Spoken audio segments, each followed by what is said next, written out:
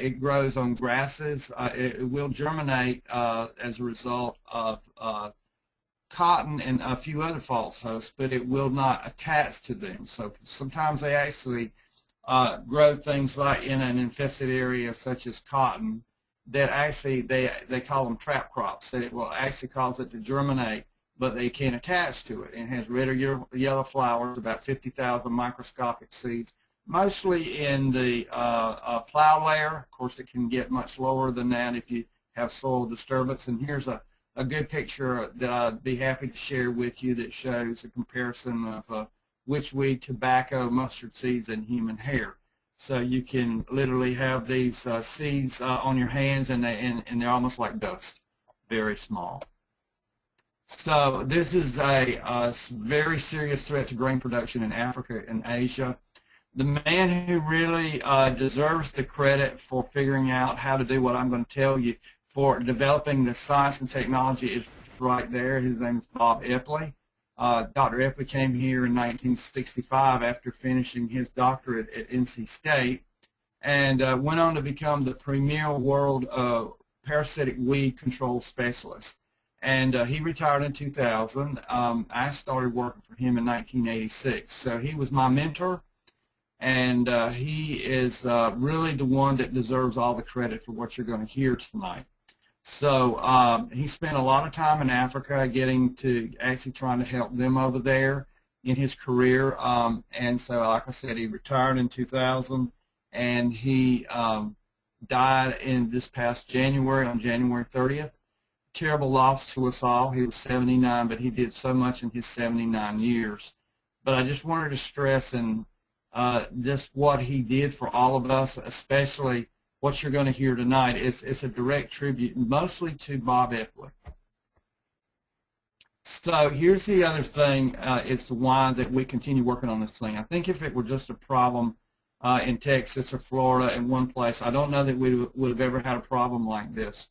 And but David Patterson with the USDA Agricultural Research Service started doing an ecological range testing at the Duke University Phytotron to control growth chambers up here not too far from here in North Carolina.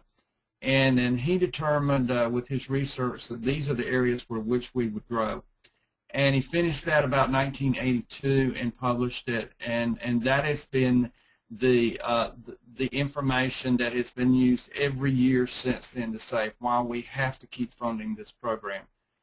Because I remember in 1988 when we had a program meeting, and the program managers from Washington, D.C. came down and said, now listen, we can't keep funding this thing forever. You people got to get rid of this thing, and we're going to give you till like 1992 or 95.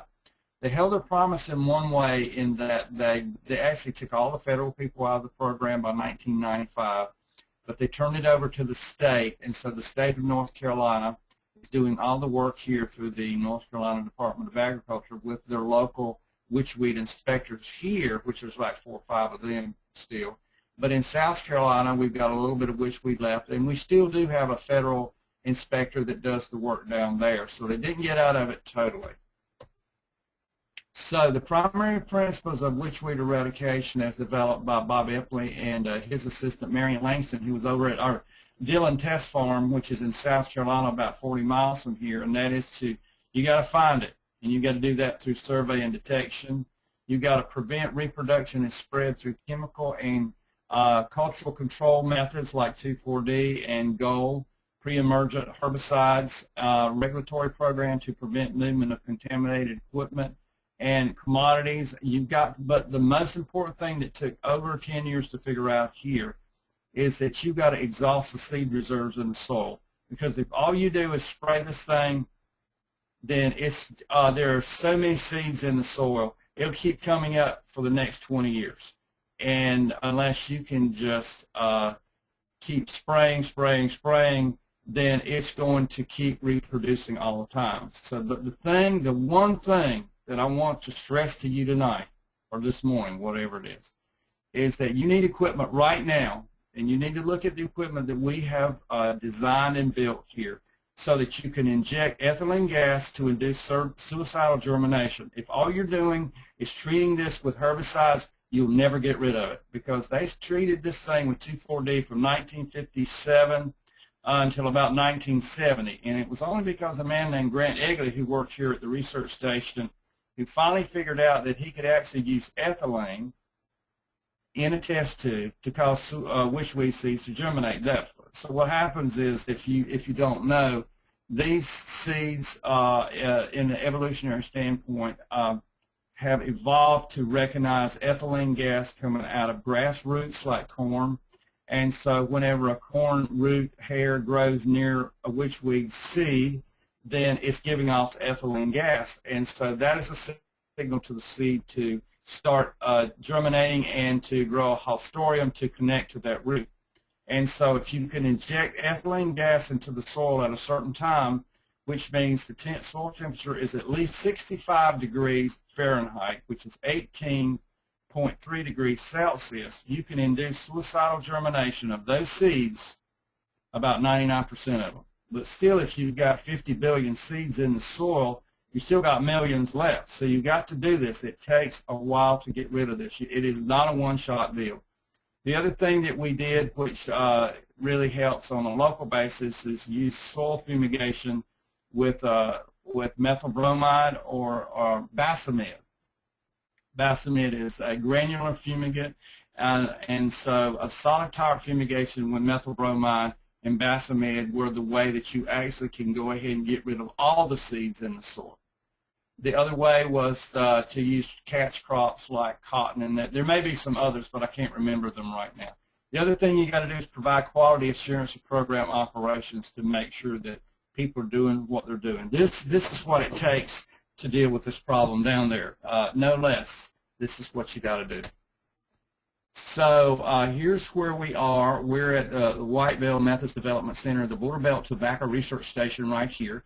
This, to give you an idea of the size of this area, this is Wilmington, North Carolina over here on the coast, and down here is Myrtle Beach, South Carolina, a big tourist destination.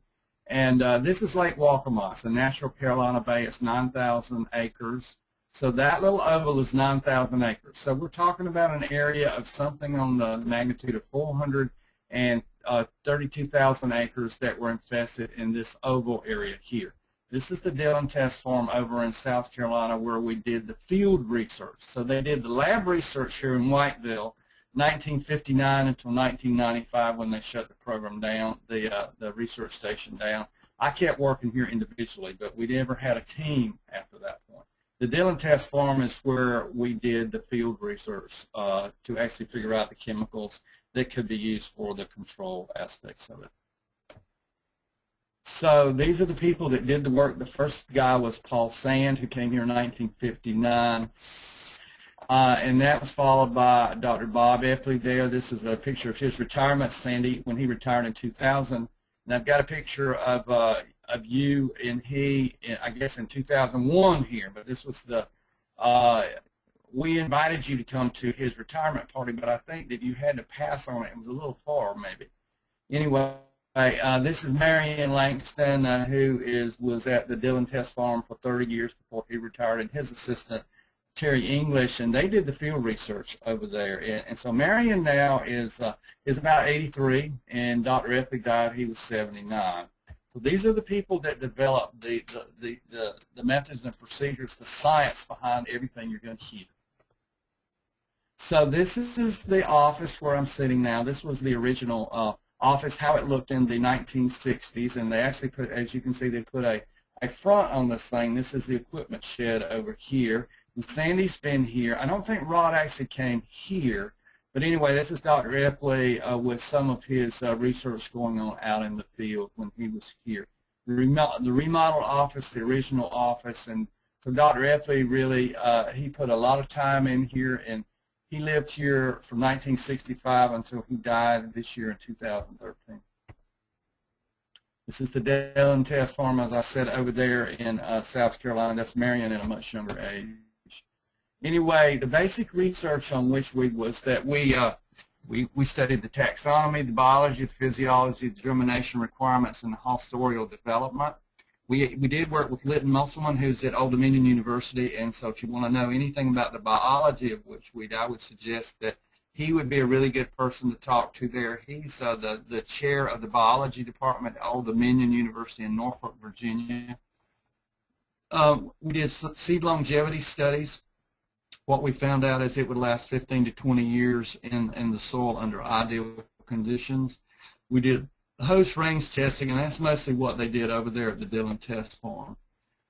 We looked at how it was being spread on soil contact commodities like peanuts and watermelons and cantaloupes and things like that, and equipment. And then, of course, did the potential ecological range study in the U.S., and that was David Patterson with the USDA Agricultural Research Service in the early 80s who did that. Anyway, the methodology is that we have three kinds of survey with detection, delimiting, appraisal, and release survey. And the survey equipment, and this was, when you've got somebody devoted to this, and I hope you all can take advantage of what we've developed. This is a survey shield that when you're walking in corn and you do it for like 6 hours, the corn will beat you to death, so they basically did low-tech kinds of equipment like this to help the surveyors. This is a walking, a platform survey that goes on a Jeep that lets you look down into the crop rather than walking through it, so you can see the witchweed better. Soil sampling equipment, such as this one right here, where we would actually take soil samples and put them, bring them back to the lab to be analyzed. And then Dr. Ripley built what he called an underflow elucidator to take those soil samples. It actually used water under pressure to actually separate the witchweed seeds out from the soil samples. So the underflow elucidator was really the last thing he developed in the late 80s, early 90s, until they shut down the lab and said, we're not going to fund you anymore. So the technology that the program has succeeded on in the last 17 years, or let's say 15 years, is because it's almost 20 years old. But it's still working. Now, they have to look at the herbicide labels all the time and to make sure everything is still available. But we're having problems with using methyl bromide. There's so many restrictions on the use of it now. And it's getting to the point where there's almost nowhere we can use it based on what the Environmental Protection Agency has said. They don't want this thing being used anywhere around people. We used to use it all the time. We used it in the Port of Charleston, of course, to fumigate cargo, and I did that for 7 years. But now it's almost impossible. And I don't know, what I would strongly encourage y'all to do is to look at the research aspects of this, and is there anybody that does research on things like methyl bromide and basamid, and get them involved with this thing now, because we don't have anybody here that's doing that now. We need a replacement for methyl bromide that's acceptable to the environmental protection agencies of the U.S. and Australia. And I don't know what it would be, but somebody out there that does that kind of research needs to jump on this really fast, because it would really help the people in Africa too to find that out. Hello, Sandy. Okay, in 2000, just a few stats here. In North Carolina and South Carolina in 2012, we surveyed a total of about 95,000 acres, and we're talking about all types of survey methods there, with about most of it in North Carolina, as you can see. We actually were able to release the all the acres from quarantine in South Carolina at the end of 2009, but they found out, oops, there was some witchweed left and that they found in their detection surveys, and so they have put it back a few acres, about 50 acres under quarantine. So we have this bounty system I would strongly urge you to implement there, and that's basically where you're paying farmers and crop scouts $25 if they find an infestation, or you're paying the Witchweed Program surveyors $15. So in 2011, we didn't find any new witchweed infestations from these surveyors. In 2012, we found 4. So we got to keep the bounty system going. I strongly urge you to put a bounty system in place in Queensland. Anyway, in eradication methods, we're talking about chemical control and cultural control with the field trials that were done at Little Rock or Dillon Test Farm over there, and that's where they really figured out pre-emergent herbicides such as Goal, and they had been using post-emergent herbicides like 2,4-D since the 1950s. And then, of course, the chemical application equipment that you can't actually go and buy this kind of equipment, so we had to actually design and build the equipment over here in the shop. Cultural control, of course, involves planting of catch and trap crops such as corn and cotton, and host denial and attrition.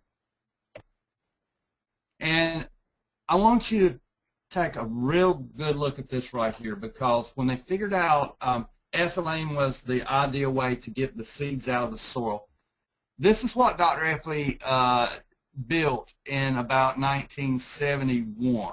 Okay, if you look at this ethylene injection system behind a tractor, and they found that these shanks would break off really pretty easily out there in the field. They got stuck on a stick or something, or a rock or something like that.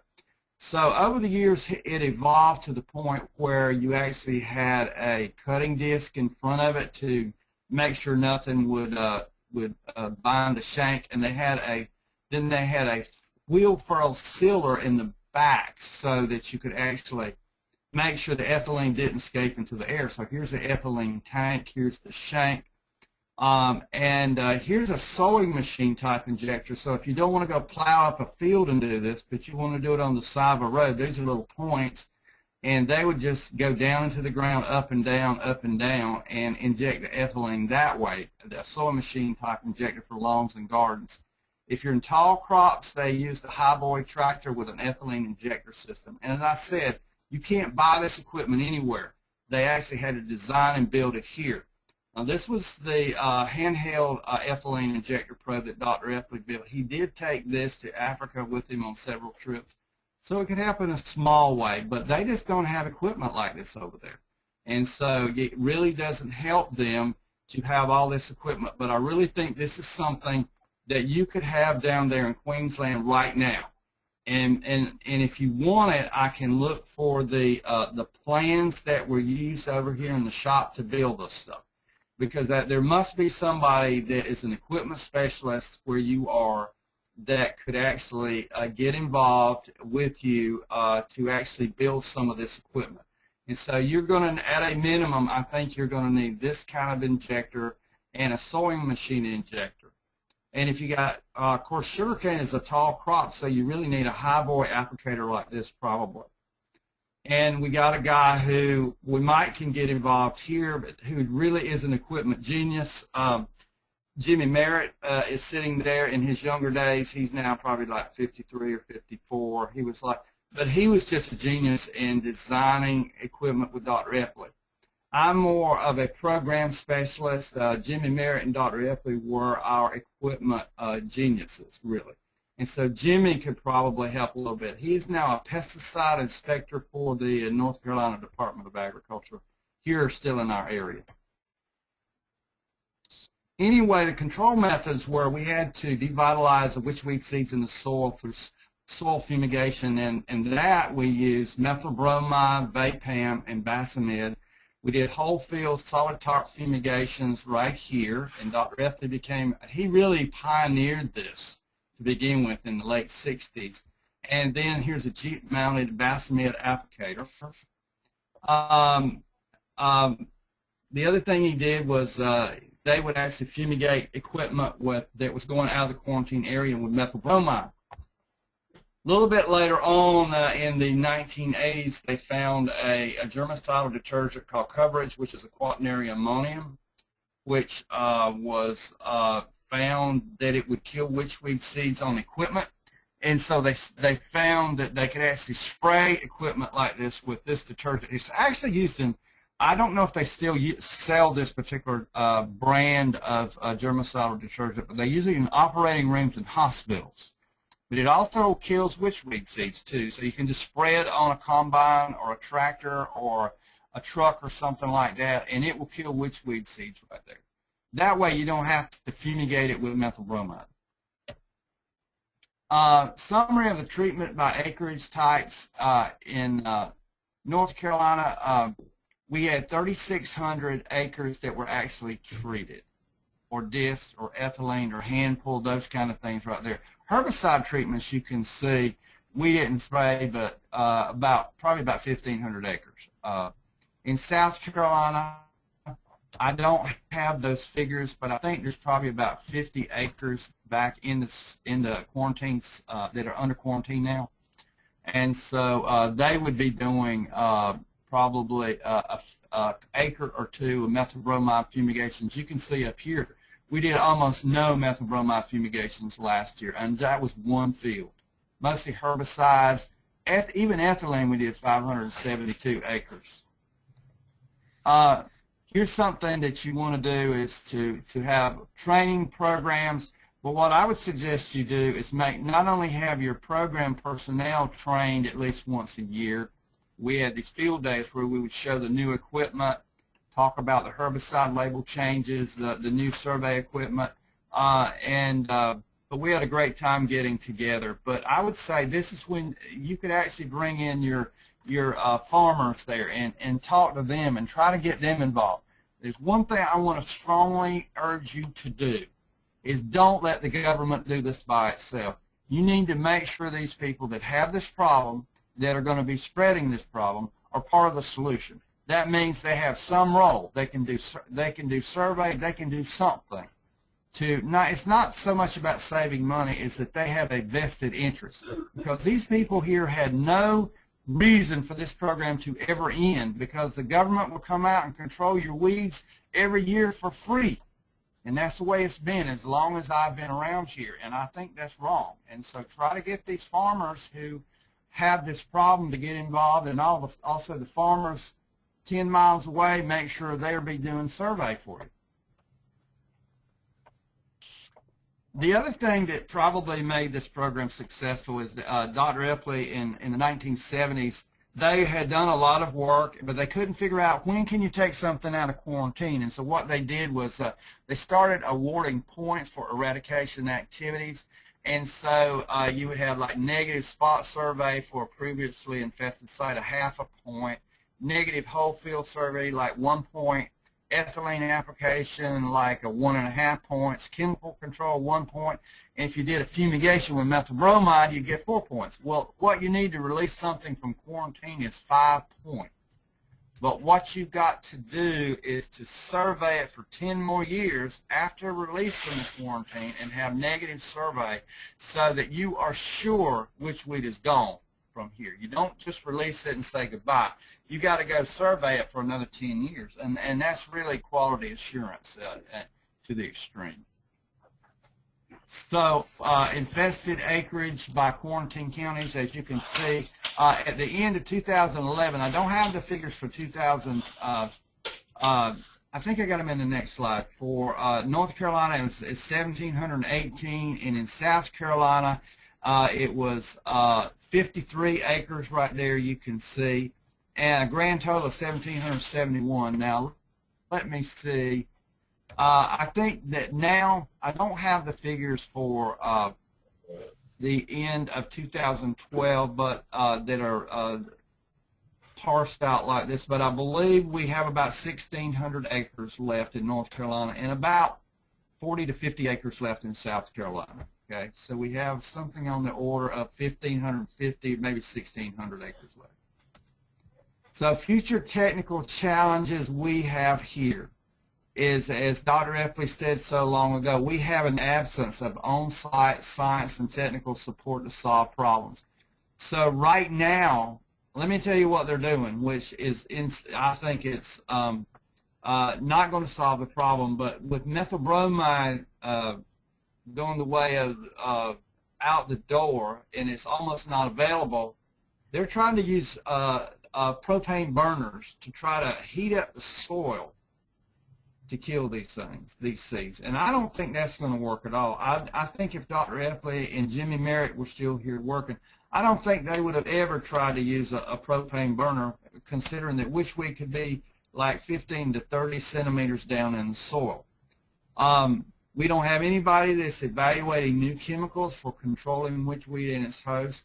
There is a serious need for new technology to devitalize witchweed seeds in the soil.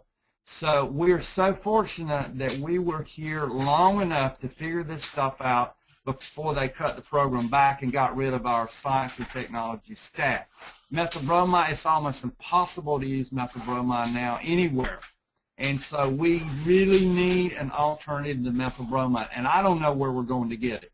So we're so close to the end that maybe it doesn't matter right now. But I strongly urge you to do what you can to deal with this problem now so it doesn't blow up in your face to 200,000 or 300,000 acres down there in Australia, because it's just, would be no way to really manage this. You're going to definitely need to use ethylene no matter what happens.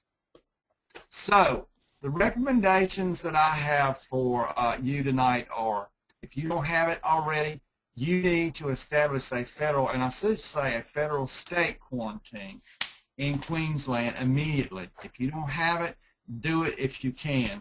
What that's going to give you authority to do is to prevent the movement of this, because it doesn't need to go to any other state in your country. It'll end up on a tractor going to New South Wales or out to Western Australia. You won't know it until 5 or 10 years after it happens. You need to fund a dedicated federal state witchweed eradication program. You need to have trained field personnel and surveyors now. You need to purchase and build survey and control equipment. And like I said, I think we can probably help you in terms of giving you, some of the plans that they, and maybe even working with Jimmy Merritt, because I would say the thing that you need the most is good equipment, and get him back involved as some kind of contractor or something like that to help you with equipment. I don't think he's done equipment development for 15 years, but he was certainly the bright star on the horizon when they shut down our program, and so he's still around here. I am not an equipment specialist. As I said, I'm an EDRR program development specialist. I can help you develop a program. Jimmy Merritt is somebody that can help you develop equipment. But the other thing I want to stress to you is to engage impacted and potential stakeholders. Why did we spend this money so far, and why should you spare no expense in dealing with this? Well, I want to give you some figures here. This is the first and the last funded federal noxious weed eradication program. We don't have any money for stuff like this anymore. I hope someday we get back to the way it was 15 or 20 years ago when we did have money, so a new weed broke out in Utah or Texas or somewhere, we could go deal with it. There's no money like that now. They say the states have to deal with it. And so that is why that Steve Manning and I have developed these ideas on the landscape approach to EDRR, which basically says go ahead and detect and deal with your problems right now. You spend a little bit of money developing a plan, developing a strategy, developing a monitoring program. Maybe you do a little bit of control work here or there, but it is really something that we've all got to do into the future. And here's why, okay? Let me give you just an example of why we need to do this here. The state of Nebraska, where they grow a lot of corn, is 49 million acres. Of that, which used to be it's on the high plains out there in the Midwest, we have 45 million acres of farmlands. We have 9 million acres of corn being grown in that one state alone. Corn production in 2010, which was 1.5 billion acres, was worth $9 billion. It is 12% of the national corn crop, which is 12.3 billion bushels. Okay? The threat to witchweed in Nebraska is a 10% loss if you do nothing, which is 150 million bushels a year, which is worth $916 million loss per year. So, if anybody ever tells me that this was a wasteful government program, I'll bring out these figures and say, if we had not spent $250 million over the past 56 years, which is now $800,000 a year right now, we would be losing $916 million, or almost 4 times that amount in one state, much less what we would lose in all the other states combined. So this is why I cannot be strong enough tonight to tell you to convene, if you haven't done it, convene a national summit on this problem as soon as you can and get as many people to sit around the table and tie them to the chair until they understand what you're saying. I cannot say it anymore. I have worked on this for 27 years. Dr. Epley worked on it all of his life till he died. And if he were here, he would say exactly the same thing. Spare no expense, and you will save $300 or $400 million over the next 75 years for sure. Like I said, here's an example of comparing it with mustard seed and tobacco and hair. So why should you care about witchweed in Australia? I found a few figures the other night, and I thought I'd mention them to you. You're the third largest raw sugar supplier in the world, the seventh largest agriculture export industry in Australia, that's sugarcane. 80% of the sugar produced is exported. The value of the crop is about $2 billion. You're talking about 30 to 35 megatons, about 4.5 megatons of raw sugar, 4,000 cane farms, 24 sugar mills. Then you've got minor crops like sorghum, and it's a minor crop. Then you've got corn production, which is a minor crop compared to sorghum and cotton. Production is about 72,000 hectares or 380,000 tons. So it's not as big a deal as it is here, but I will tell you that I understand that sugarcane and sorghum are big crops there. So they're at direct risk from this. Also, as well as sorghum, barley, wheat, oats, any other type grass crop that you have there. So I would strongly urge you to get involved, get some people, some researchers involved, some way to do a potential ecological range study immediately to find out whether this thing will, where it will grow, because maybe it won't grow in a particular area. I don't know. But I will tell you this, I think it will grow anywhere that sorghum and all these other grass crops will grow. So you know where they grow. So I would be very concerned about where they are now and the connections between the farmers in Queensland, Australia, and where these other people are in your other states. So the 7 steps that Steve and I have developed for developing an EDRR capacity that we can help you develop a program there, or to get organized, identify your stakeholders, develop a work plan, start an early detection network with your farmers, start doing surveys, use some of the phone apps that Steve has had the University of Georgia to develop to actually report these infestations from the field, to manage your infestation, to manage your data on your project, and to give you control recommendations. Those are actually iPhone apps. Archive your field records in some kind of online database. Here we do it at the University of Georgia in the early detection distribution mapping system that they developed. So I take my phone into the field, I see a weed, I make a report immediately, it goes into an online database. Tell somebody, in this case, call Rod Randall.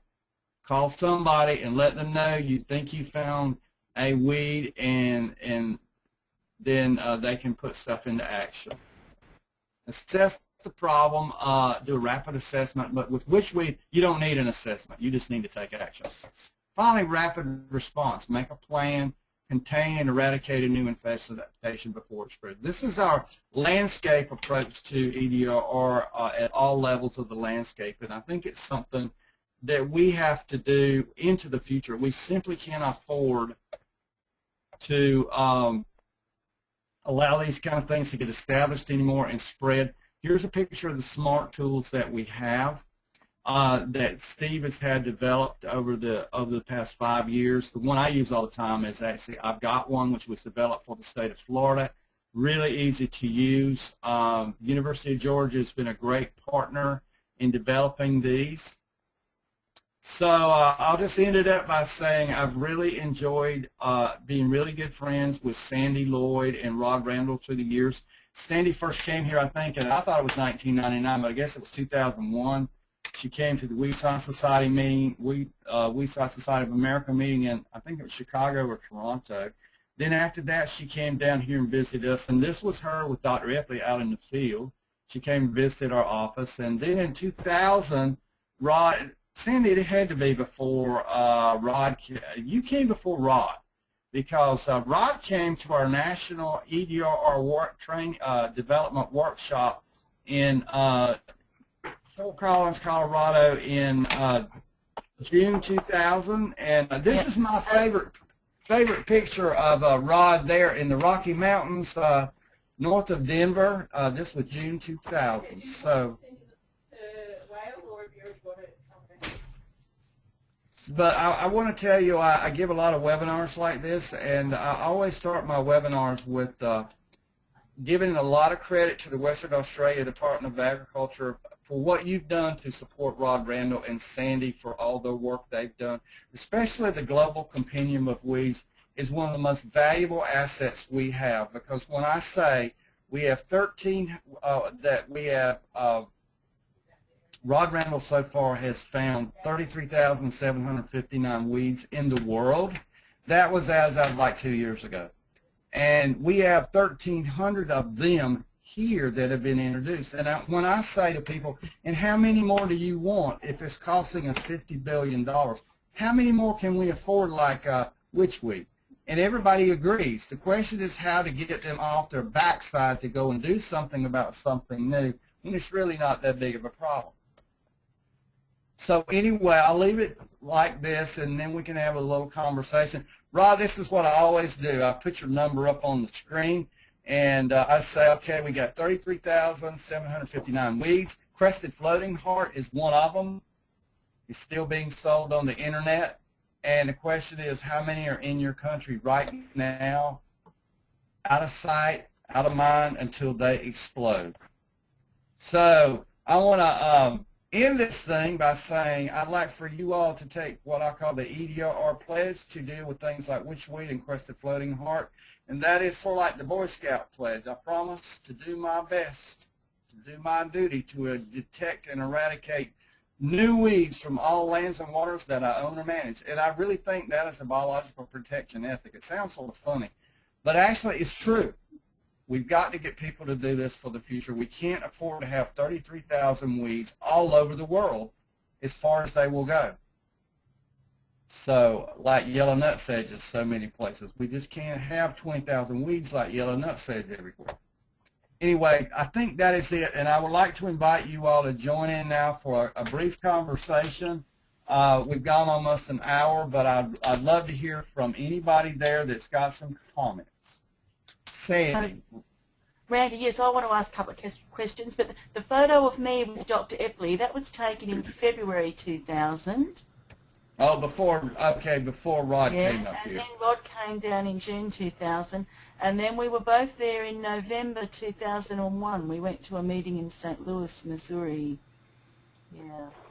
Anyway, Okay, but I wanted to ask you about the machinery movement, because there's a lot of harvesting equipment and planting equipment associated with sugarcane, and the importance of either fumigating it or washing it down. Could you just give us a bit more detail about Well, that? I think unless they have more relaxed regulations on methylbromine down there, that the easiest thing to do is to find a really good germicidal detergent. Well, first of all, you got to have a quarantine to make this work anyway. So I don't know if you have state and federal quarantines, but you need some authority to force them to at least clean this equipment with a germicidal detergent to kill witchweed seeds on it. And so I would say you don't need to fumigate equipment like that anymore. You need to use a germicidal detergent. And I would start with what is equivalent to the coverage, which is that quaternary ammonium that we developed. I don't think it's even available, but I'll find out what they actually use now here and see if you got an equivalent to that in Australia. Thank you. Any more questions? Rod, I know you got a question. No, Randy, I think you've done an excellent job, and I couldn't agree more with your sentiment about the need to act quickly. and I'm sure, I haven't heard from Steve, but I'm sure he is of exactly the same mind. I don't dispute that for 1 minute. I just